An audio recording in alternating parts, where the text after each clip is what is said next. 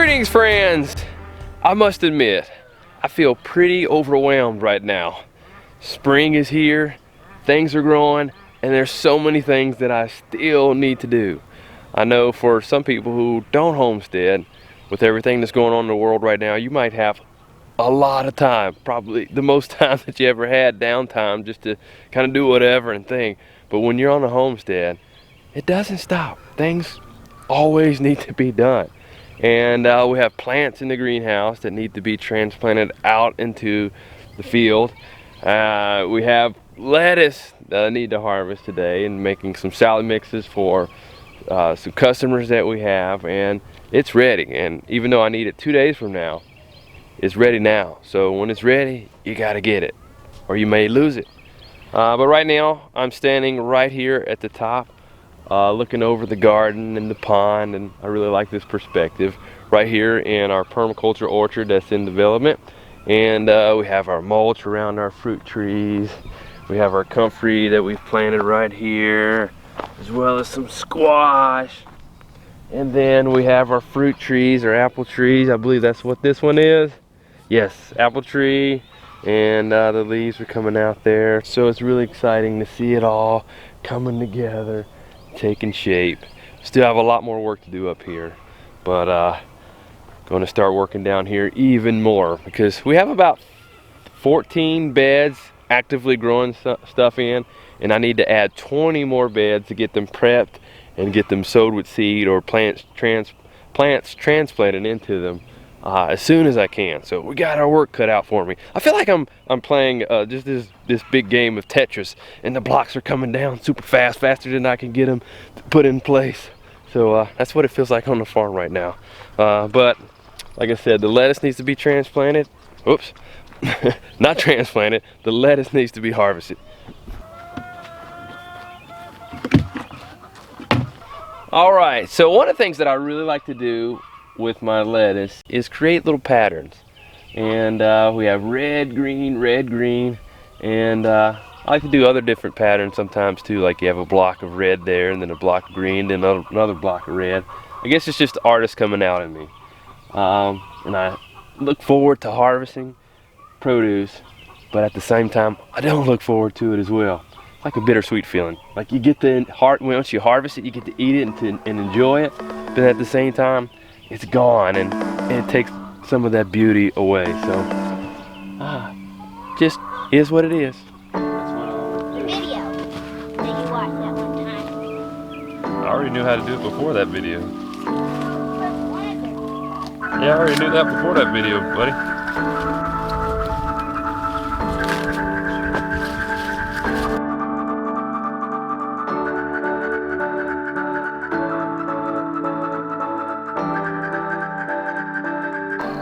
Well, now it hurts me a little bit to look down here and look at my lettuce. Oh, it's just been buzzed off. Now it really looked bad when I had a bed of lettuce and some ducks had gotten to it. It looked way worse than this. They had just completely decimated the lettuce. So during this time of year, I can usually get anywhere from 2 to 4 cuttings off of leaf lettuce. So this is the second cut for this lettuce. We'll just have to see if we get another one. And a lot of that depends on the flavor. If I feel like it's getting too bitter, then we won't do any more. But it does maximize the bed and the plantings if you can get multiple cuttings off of it. So next I'm going to go ahead and get some kale to put in this mix, and some kale that we were trying from Baker Creek for the first time.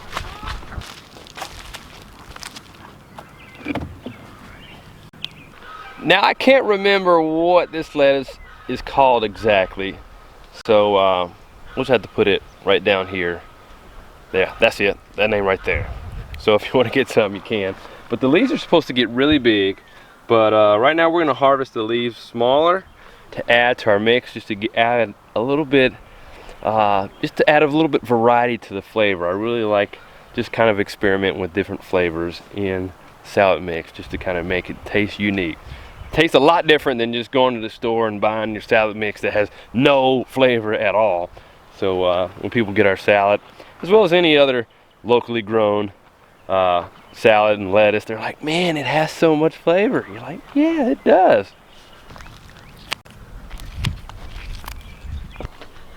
While Mike is out here cutting lettuce mix for our customers, the boys and I are up here in our new permaculture orchard that we're starting, and we are planting watermelon. And we have several different varieties that we're gonna put in the ground, and I've been looking up, you know, the spacing that they need and things like that. We've already gotten some compost up here and sand to mix in with that, because this soil up here is super hard clay. So we're gonna try to amend it and hopefully grow some great watermelons this year.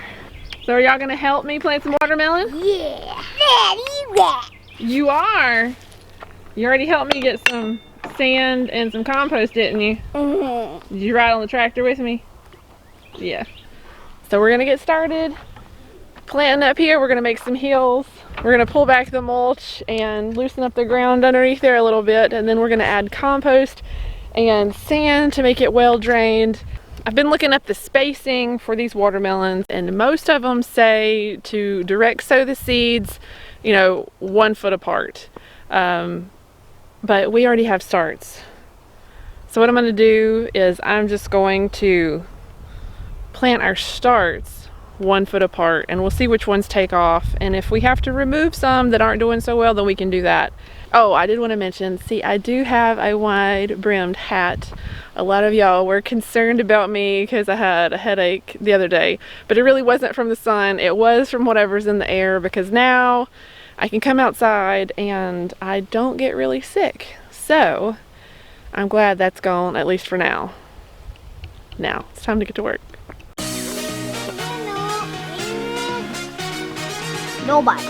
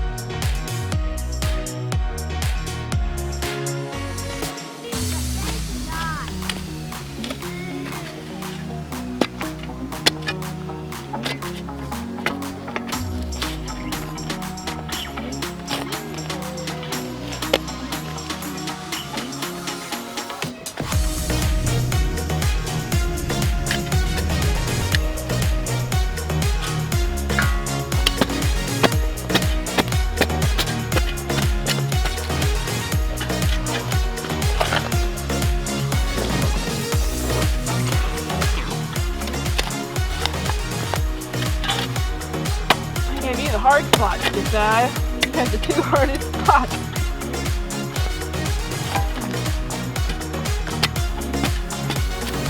Okay, so we have 1 whole row done with digging holes for each plant.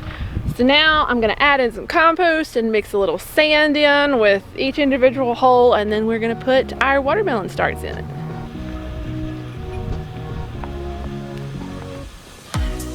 Mike, now you do the next one.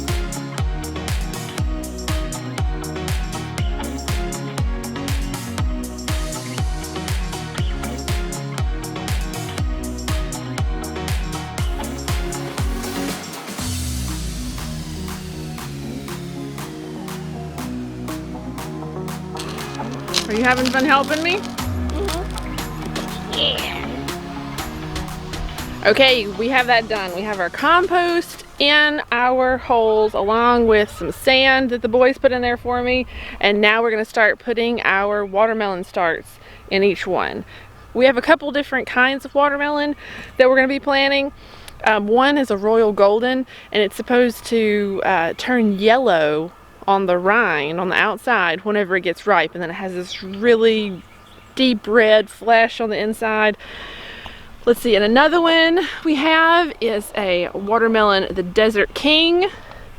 We have some Moon and Stars yellow flesh. We have an orange flesh tender sweet, And one that I'm excited about is an Asian melon, and they said it has a like a honeydew flavor to it. So we're just kind of gonna plant a little bit of all of these and see what does good. We haven't planted a lot of watermelon here before. We just haven't had the room to let it spread out. But one thing that I have been reading with watermelon, if you start your seeds inside, one thing you want to make sure that they do not get root bound inside the container. That was on like every watermelon seed packet that I read. That was one thing that they suggested. You make sure it doesn't get root bound.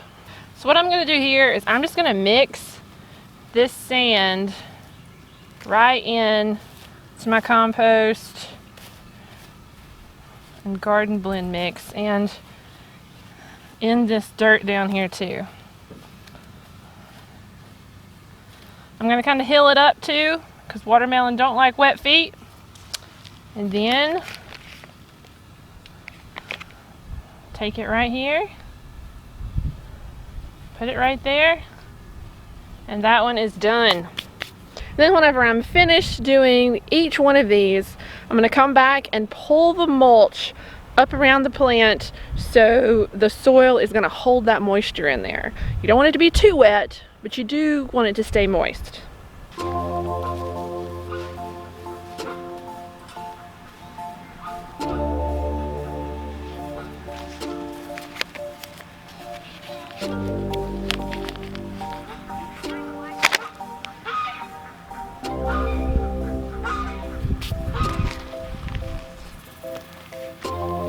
Y'all gonna come and help me?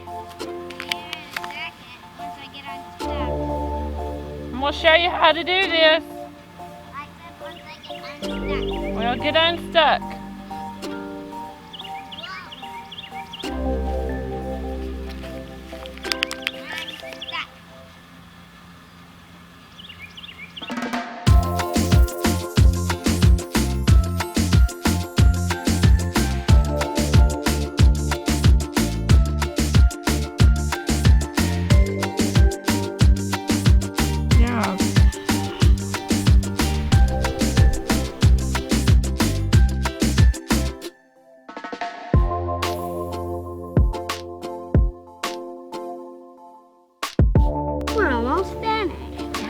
Wouldn't take long. You can go ahead and go inside. I'll plant them. We gotta finish it out. Thank you, though. Mix it up.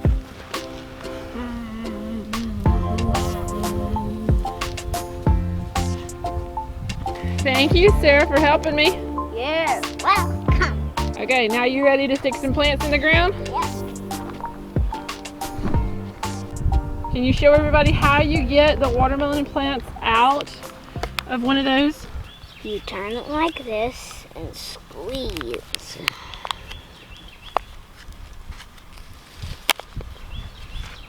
And then what do? You You put it in the hole and move the dirt around it. Perfect.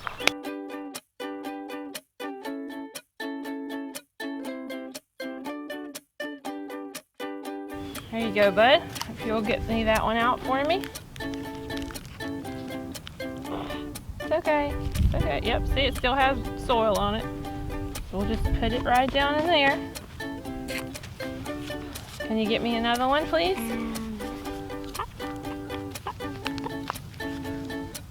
Man.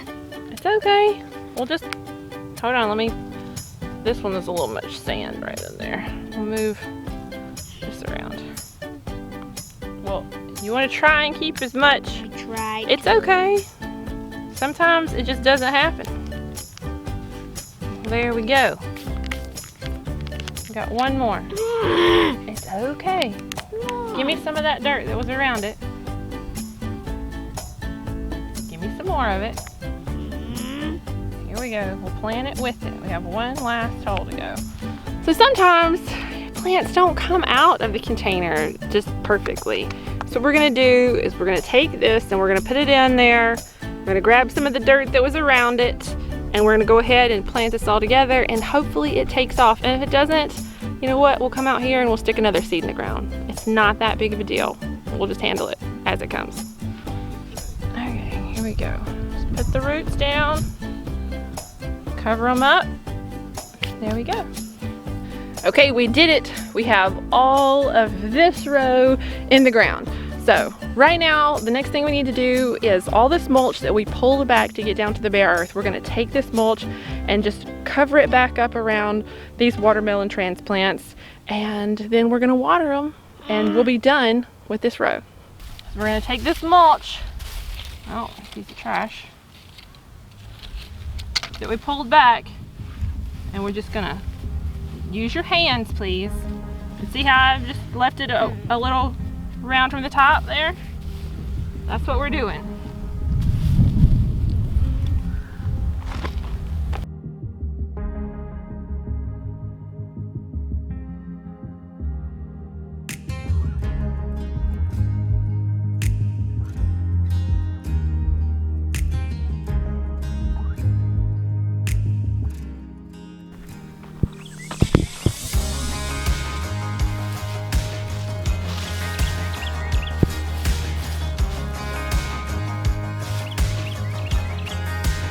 Well, there it is, our last watermelon transplant for this row.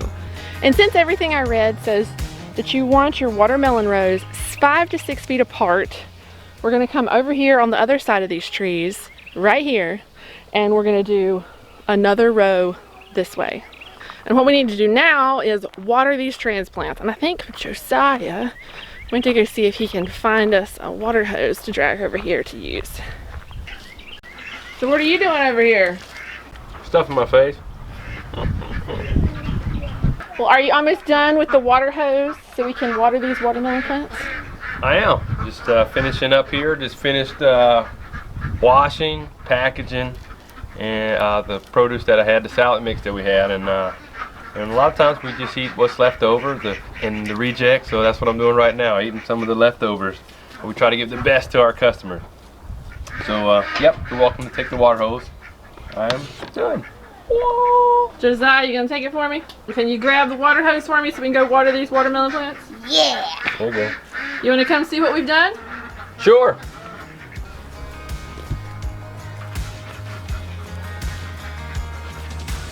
So I think total, we have 19 watermelon plants in the ground so far. Sweet. Love if all of them produce. That'd be great. So we just peeled back a layer of mulch, the whole row. We dug under each one, put compost and sand in, healed it up, and then planted our watermelon directly in there, and then covered it back up with the mulch to act as a blanket to keep the moisture in there. Looks good. You guys did a great job. Way to go. Just needs water now. I know. It's a yummy watermelon. I actually didn't like watermelon growing up. It wasn't until I was in my mid-20s, almost 30s, before I started liking watermelon. So I'm a newbie for watermelon. But there have been a number of heirloom varieties that I love, and that's what we're growing.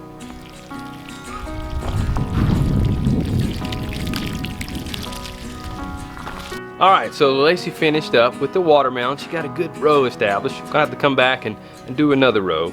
But at least we got one good row established. Also, we were able to get salad mix delivered to some of our customers, and it feels really good to be able to provide food for other people, to be able to provide it for ourselves, but also for other people, especially at this time with everything that is going on and all the uncertainty that's going around, and people not being able to work. It's sobering and sad to think about that. But so many people are losing their jobs and losing the opportunities to work, which means losing the opportunity to make money. And regretfully, it tears me up to think about that, even could lose the opportunity to have food, to set food on the table. And it's just so tough to think about right now. And to also think about that if I didn't have the opportunity, if we didn't have the opportunity by the blessing of my mother and father-in-law a couple years ago to start a homestead here, we would be in the same boat. I worked for years in the fitness industry as a personal trainer, and my wife worked as a massage therapist, and we wouldn't be working right now. We live paycheck to paycheck, and most of the time we were behind, so we wouldn't be producing money, and we would be further and further behind, so we wouldn't have money, and ultimately could have no food on the table either. And that's humbling and sobering, and out of all the other sad words to think about that, it just really hits home that I could easily be standing on the road, right side of the road right now, saying no food, no money, and that's just tough to think about. And I hope none of you are in that situation. And if you are, please feel free to let me know. Send me an email. My email's in the show notes below. Feel free to drop me an email, and I'd be happy to help you, especially if you need help with getting seeds to get a garden started, and maybe be a blessing in any other way that I can. Can't say that we'd be able to help out financially, but at least maybe we could pass on some type of blessing to you at this time. And with everything that's going on, it makes me think of the importance of the essential jobs, and for us not to look down on people who work with their hands, because these jobs are what are holding our society together and has helped build society, and the people who produce food, who build buildings, and so many other things. These jobs and roles are important. Also thinking about how important it is, and hopefully it has inspired you all, because it has inspired me even more, that we should be producing things on our own, not relying on the government to provide for us, to provide food, to provide medical, that we should be striving to do what we can to be as self-reliant as we can. Not that we're going to be totally self-sufficient, because we need each other. We're a community. We need to be a community to a certain degree, but to be able to produce for one's own needs is extremely important. Well, that's just something for us all to think about, and like I said, hopefully none of you are in this situation, but it's definitely something for us all to consider at this time. Well, still got more work to do on the farm. This is springtime, so it's super busy right now, continuing to plant things, and still have a lot more to plant. So I'm thankful that I can continue to do it, gardening, and all the different things that we have going on here, and hopefully we continue to grow on. Hopefully you do too.